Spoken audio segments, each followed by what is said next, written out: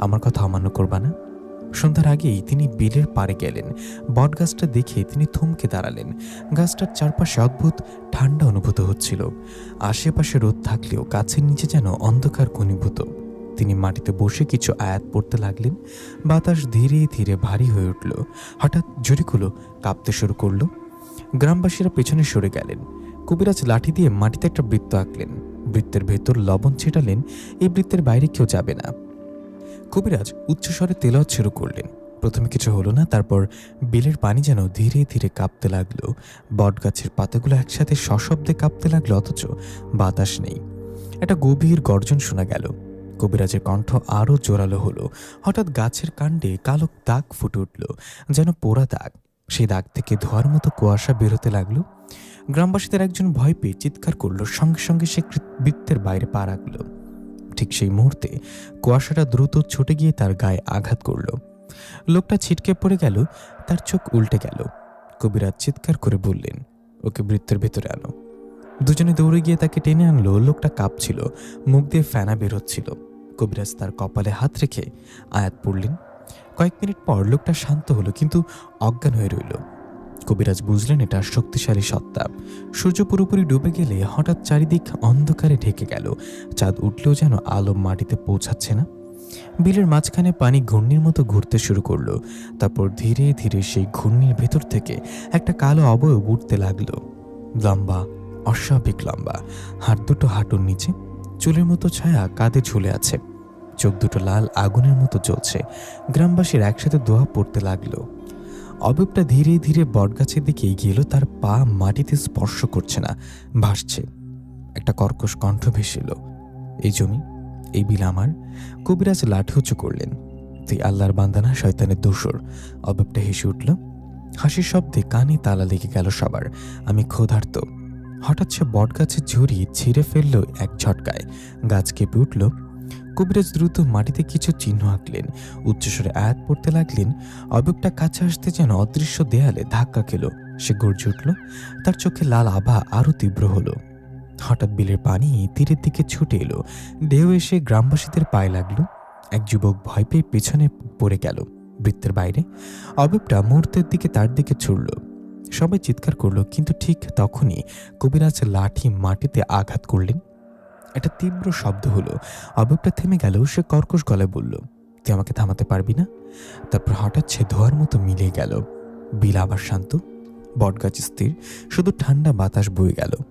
সবাই স্বস্তির নিঃশ্বাস ফেলতে যাচ্ছিল। তখন কবিরাজ ধীরে বললেন, এটা শেষ না? চেয়ারম্যান জিজ্ঞাসা করলেন, মানে? কবিরাজ গম্ভীর কণ্ঠে বললেন, এটা খুব পুরনো পিশাচ জিন, হয়তো বহু বছর ধরে এই বিলে বন্দি ছিল, এখন জেগে উঠছে।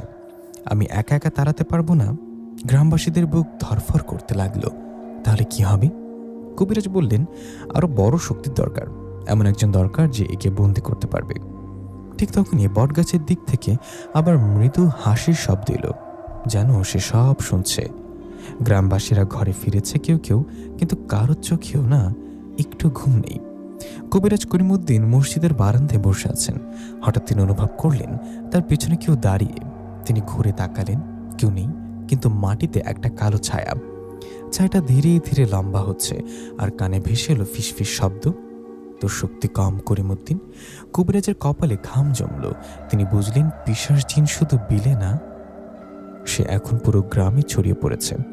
কবিরাজের ব্যর্থতার শুরু। সে রাতের পর চারকান্দা গ্রাম আর আগের মতো রইল না। কবিরাজ করিমউদ্দিন বুঝে গিয়েছিলেন এটা শুধু একটা অশরীরী শক্তি নয়, এটা জায়গা দখল করে থাকা প্রাচীন পিশাচ জিন, যা বটগাছ আর বিলের গভীর পানির সাথে বাঁধা। ভোরতে তিনি আবার বিলের দিকে রওনা দিলেন, সঙ্গে চেয়ারম্যান, ইমাম সাহেব আর কয়েকজন সাহসী যুবক। আজ আকাশ অস্বাভাবিক মেঘলা, সূর্য উঠেছে কিন্তু আলো ফ্যাকাশে।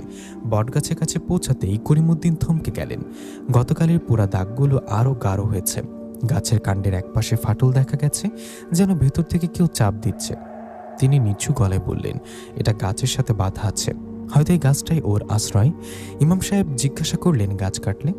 কবিরাজ মাথা নেড়ে বললেন, না, ভুল করলে বিপদ বাড়বে, আগে বুঝতে হবে ওর মূল কোথায়। দুপুরের দিকে হঠাৎ খবর এলো বিলের পানি কমতে শুরু করেছে। গ্রামবাসীরা দৌড়ে গেল, দেখলো মাঝখানের গভীর অংশে পানি যেন নিজে নিজে নিচে নামছে। চারপাশের কাদা বের হয়ে পড়ছে। কাদা থেকে উঠছে তীব্র গন্ধ। একজন বৃদ্ধ চিৎকার করে বললেন, ওর আসল জায়গা দেখা দিচ্ছে। হঠাৎ কাদার মাঝখান থেকে ফুসফুস বাতাস ঢোকার মতো শব্দ হলো। তারপর একটা কালো বুদবুদ উঠল। বুদবুদ কেটে গিয়ে বের হলো কালো ধোঁয়া। ধোঁয়াটা বাতাসে না মিশে সরাসরি বটগাছের দিকে ছুটে গেল। কবিরাজ দাঁড়িয়ে আয়াত পড়তে লাগলেন, কিন্তু এবার ধোঁয়া থামল না, বরং গাছের ঝুড়িগুলো কাঁপতে কাঁপতে যেন আরো লম্বা হয়ে গেল। সন্ধ্যার আগেই তওবা শুরু হলো। গ্রামের উত্তরপাড়ায় আজিজ মিয়ার বাড়িতে হঠাৎ গরুগুলো চিৎকার শুরু করলো। মানুষ দৌড়ে গেল, দেখল গোয়াল ঘরের দরজা ভাঙা, ভেতরে দুটো গরু পড়ে আছে, নড়ছে না, শরীরে বড় ক্ষত নেই, কিন্তু চোখ দুটো আতঙ্কে স্থির। আজিজ মিয়া কাঁদতে কাঁদতে বললেন, আমি কিছুই বুঝি নাই। হঠাৎ ঠান্ডা বাতাস ঢুকলো, তারপর গরুগুলো লোটায় পড়ল। ঠিক তখনই তার ছোট ছেলে বলল, আব্বা, ওইদিকে কেউ দাঁড়ায় আছে। সবাই তাকালো। দূরের বাঁশঝাড়ের পাশে লম্বা একটা কালো অবয়ব, চোখ দুটো লাল। 1 সেকেন্ড, তারপর মিলে গেল। রাত নামতে করিমউদ্দিন সিদ্ধান্ত নিলেন আজ চূড়ান্ত ঝাড়ফুঁক করবেন। মসজিদের সামনে বড় জায়গায় সবাই জড়ো হলো। নারীরা ঘরের ভেতরে দোয়া পড়ছে। তিনি বললেন, আজকেও ভয় পাইবা না, যাই দেখো দৌড়াইবা না। তারপর তিনি সরিষা, লবণ আর পানি মিশিয়ে চারিদিকে ছেড়াতে লাগলেন। হঠাৎ বাতাসের গতিবেগ বেড়ে গেল, ধুলো উঠতে লাগলো, আকাশে কালো মেঘ জমে গেল। বিলের দিক থেকে গর্জন শোনা গেল। মুহূর্তের মধ্যে বটগাছের জড়িগুলো যেন ছিঁড়ে আকাশে উঠতে লাগলো। একটা প্রচণ্ড শব্দ। তারপর পিশাচ জিন আবির্ভূত হলো। এবার আগের চেয়ে অনেক বড়। তার শরীর ধোয়ার মতো, কিন্তু ভেতরে কালো কঙ্কাল সদৃশ্য অবয়ব দেখা যায়। চোখ দুটো জ্বলন্ত কয়লার মতো। সে ধীরে ধীরে সামনে এগিয়ে এলো। গ্রামবাসীদের বুক কাঁপছে। কবিরাজ উচ্চস্বরে আয়াত পড়তে লাগলেন। হঠাৎ পিশাচ হাত তুলল, মাটি কেঁপে উঠল। কবিরাজ ছিটকে পড়ে গেলেন। তার লাঠি কয়েক হাত দূরে গিয়ে পড়ল। সবাই চিৎকার করে উঠল, পিশাচ গর্জে উঠল, এই গ্রাম এখন আমার। তার কণ্ঠে যেন শত মানুষের আর্তনাদ মিশে আছে।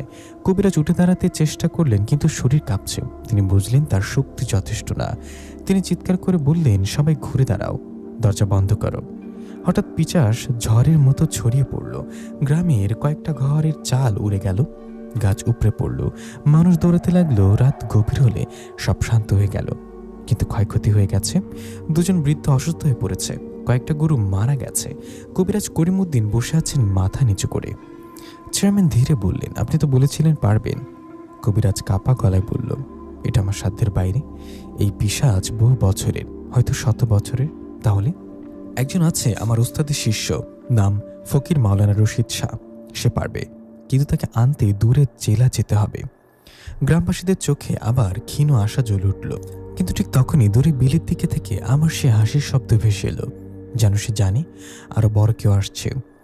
গভীর রাতে কবিরাজ করিমউদ্দিন একা বসে আছেন। হঠাৎ তার সামনে মাটিতে ফাটল ধরল। ফাটল থেকে কালো ধোঁয়া বের হলো। ধোঁয়ার ভেতরে লাল চোখ, একটা ফিসফিস শব্দ, তুই আমাকে থামাতে পারলি না, পরের জনকেও পারতে দিব না।